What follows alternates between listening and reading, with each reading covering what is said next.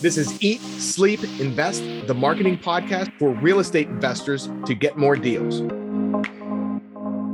So you got these people cold calling, you got them telemarketing, texting, and you're locking down deals. You send out the person to check it out, you get it under contract, and then what do? You're just wholesaling it to the institutions, or you have a buyer's list, or what? So initially we just had a handful of people that we knew were buying in that area, just mom and pop investors. And so those are the people who we're catering to initially. And what we would do is we get the properties under contract. We try to get as many pictures as possible. If the owners can give us pictures, great. But we notice that a lot of times there's not the best at taking pictures. They take janky pictures or they have like an iPhone 2 and you just don't see like any pictures. It's all pixelated. So we started to send out people who can actually take pictures, like good pictures. And then we also started sending inspectors out because I know a lot of investors like to see inspection reports. And then we would just package that up and put that on our site and email it to the investors that wanted to see properties in that area. So that's how we initially did it. And then over the course of 2 years, we built a relationship with some institutional players and funds, and we were feeding them and selling properties to them beginning of this year, even end of last year as well.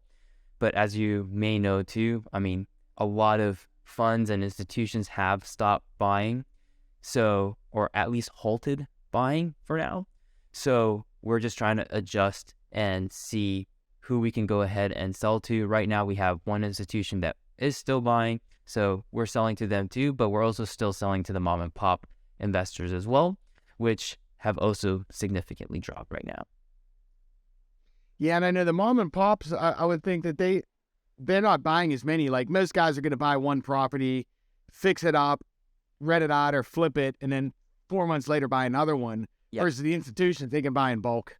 Exactly. Buy box.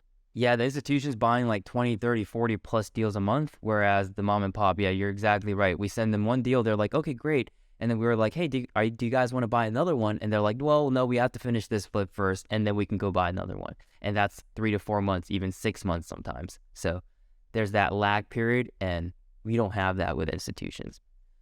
Right. Now, you hold some as rentals also, right? Yes, I do. Okay, so, and you do Section 8, or do you do just rent to the public, or what?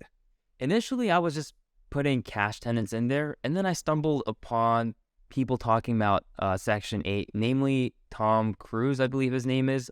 He kind of blew up on TikTok and whatnot, and I'm like, wow, you can really do that with Section 8, and they pay more than market rent, and the government guarantees it? How's that even possible? And I kept looking into it, and I was like, okay, well, let's try it. So I bought a rental property in Detroit, Michigan, and sure enough, like I already bought it with a Section 8 tenant in there. I bought it for about $75,000 or so, and there was a Section 8 tenant in there paying $950 every single month, which was covered by the government. And actually, usually the tenant pays a small portion of it, but in this case, it was 100% covered by the government. And utilities are also included there too. So they're covering utilities plus the rent, and it cash flowed anywhere between $200 to $250 on that. And that's because the market Section 8 rent was about like $1,200 to $1,300 on that property. But because the tenant was there for a long time and the landlord never increased the rent, it was just staying at $950. So the plan was to just increase the rent. And the best part is the tenant themselves don't actually pay for it. So you're just requesting the government to increase the rent for you. And if they approve it and they go and do the inspection and you pass it, then you can raise it up. And again, it doesn't really affect the tenant at all. So it's kind of like a win-win for everyone. Yeah, what are those inspections like whenever I know initially if you buy a property and you're trying to do Section 8, you have a inspection. What are those like? Yeah, they're pretty picky on them. So like if there's like a small crack on the floor, they'll be like, hey, go ahead and fix that. If there's like chipped paint or like there's some rot in the stairs or whatever, obviously you fix that as a landlord. So it's stuff that you're gonna have to fix up anyway when you're turning over a tenant or if you're trying to maintain your property correctly. So I see it honestly as something that is good and necessary anyway, because it makes you maintain the property and you know exactly what the condition is of your property every single year. Whereas some landlords, we see, I mean, the properties that we get a lot sent over to us where the owner wants to sell, I mean, they just haven't maintained and upkept their property well, and that's why they want to sell most of the times too. And so if they're not upkeeping it, you're going to have, just your property trashed, and you don't want that anyway. So I think it's a good thing just overall to maintain. And the process is pretty simple. They go in, they have a checklist of things that you need to go fix. They'll give you that checklist. You just have to go ahead and fix every single item, and you call them back in to do a reinspection.